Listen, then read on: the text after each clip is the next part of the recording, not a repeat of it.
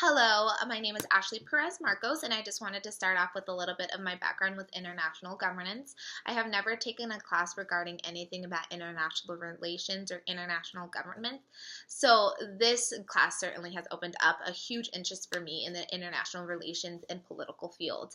So in the first week of class, we were introduced to what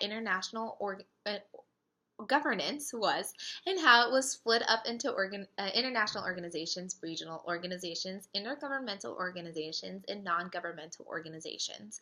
We were also introduced to three different understandings of international organizations, which were realism, liberalism, and constructivism. One thing that absolutely stuck with me was that constructivism's core beliefs are that international politics is shaped by social identities, persuasive ideas, collective values, and cultures.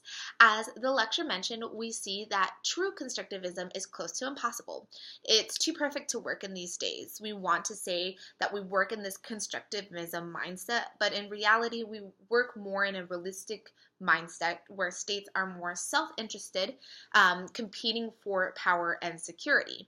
In lectures, discussed the United Agencies, we were introduced to the International Monetary Fund, or IMF for short. They work closely with developing nations by making financing and policy available to countries that do not have access to such things. The International Monetary Fund promotes international financial stability and monetary cooperation.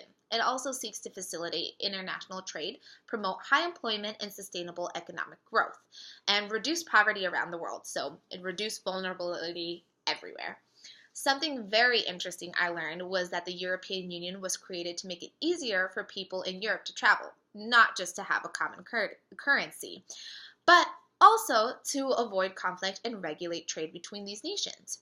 The reason why there was this cooperative idea of trading is because if states no longer had to compete in trades, conflict would not occur as often. Later in around 2002, the European Union came up with the euro, a single currency to be used within the countries that are part of the European Union. Though in the beginning it seemed like a great idea to stop contention between countries, we can certainly see that the European Union does have many issues within the system. Not all the countries are part of this European Union, and one of the strongest examples is that of Romania. When they were trying to join the European Union in 2002, it lost thousands of laborers in the workforce. Teachers and doctors went to other countries that would offer them higher pay. Now this country is suffering so much for waiting in long lines to see doctors or having huge classrooms for students to be able to learn in. The European Union in theory seems like an exceedingly great idea, but once the actual application came about, many members within the European Union noticed how the EU was taking the form of supranational organization. Kind of like the European Union, the African Union was created to provide cohesion and cooperation in the African nation. I always believed that there was not a formalized organization like the African Union for Africa. That's how third world country I believed it was. It's also like the European Union, where its intention was to minimize war between nations. The assembly of the African Union consists of all the heads of the government in the AU, which we learned in the lecture. The assembly's powers can be compared to that of the U.S. Senate if they had the power to override any decisions made by the House and the President. So that in and of itself is pretty crazy to think about. It's the African Union holds a lot of power. They can override any decision of any other African institution and can change who is appointed into the African Union Commission and change terms of these offices. We also learned about security organizations and how they aren't directed towards anyone, but directed solely against aggression and to strengthen the balance of principle, not of power. These organizations were made in order to keep the peace and also attack aggressors when necessary. One major security organization was NATO. We looked deeply into NATO and the significance it has with the United States. So if we look at after 9/11 attacks, NATO came to our aid to help us fight against those who have done us wrong. But we also see the importance of putting in the time, money, and commitment into these organizations and making sure that every member state it has the same mindset as one another. The initial treaty was signed in April 1949, with its headquarters being in Brussels, Belgium. NATO was formed after World War II, not World War I.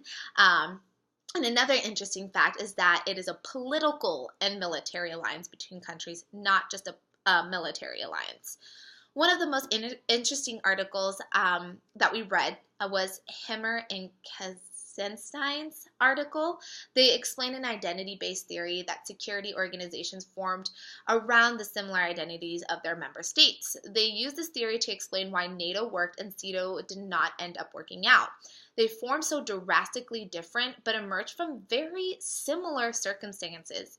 CETO did not end up working out due to it being shaped by racial, historical, political, and cultural factors.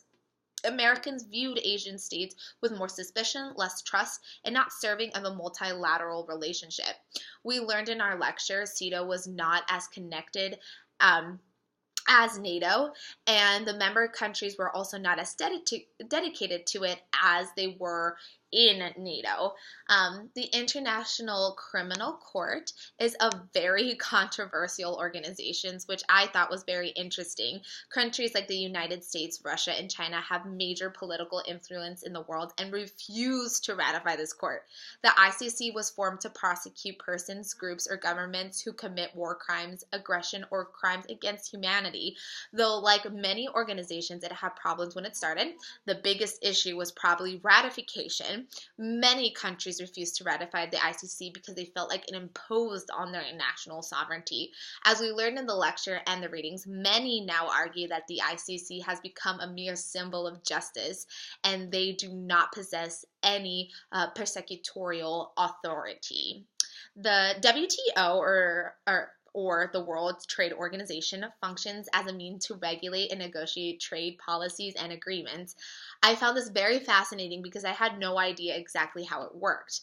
Some of the primary functions of the organizations are to lower the cost of living for consumers, ensure that the goods they are receiving are higher quality and safe to use or consume, and to make goods accessible and available to consumers, which is what we learned in the lecture. Various agreements are in place to ensure that these functions are met by member states, but unfortunately, not all member states follow these agreements. Finally, international sporting governance includes the IOC, FIFA, and World Rugby, and has huge sport diplomacy.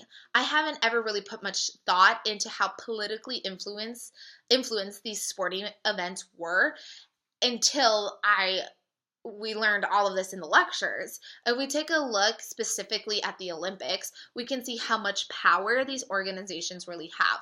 Like the lecture mentioned, it is a very prestigious honor to be able to host these games, but international sporting organizations do have much power on a global scale. They affect policymaking in countries, impact economies greatly in a good or bad way, affect human rights, peacemaking, and even international relations. If we take a look at Rio 2016 Olympics, we can see firsthand how human rights violations were at an all-time high.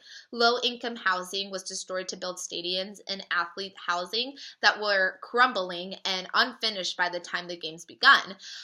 Rio spent billions of dollars that could have been used to help its people. Now these stadiums and housing are in horrible conditions and they are deserted, and the people are in more poverty and unsheltered now.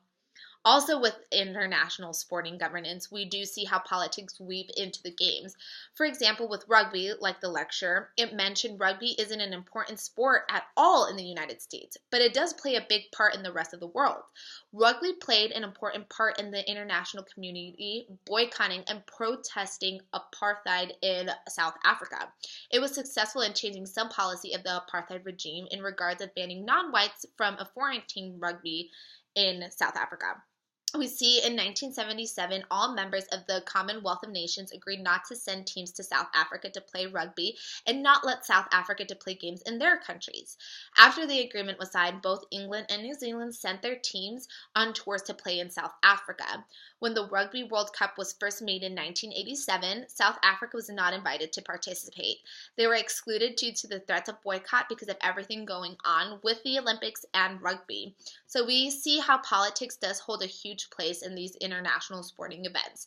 We see it with Israel and FIFA, how they rather forfeit the game than play someone that they are not on good terms with or do not recognize them as a state, and El Salvador and Honduras and their war that lasted a week that rolled into the FIFA World Cup. It is everything. It is everywhere in the sporting communities. And that is what I learned.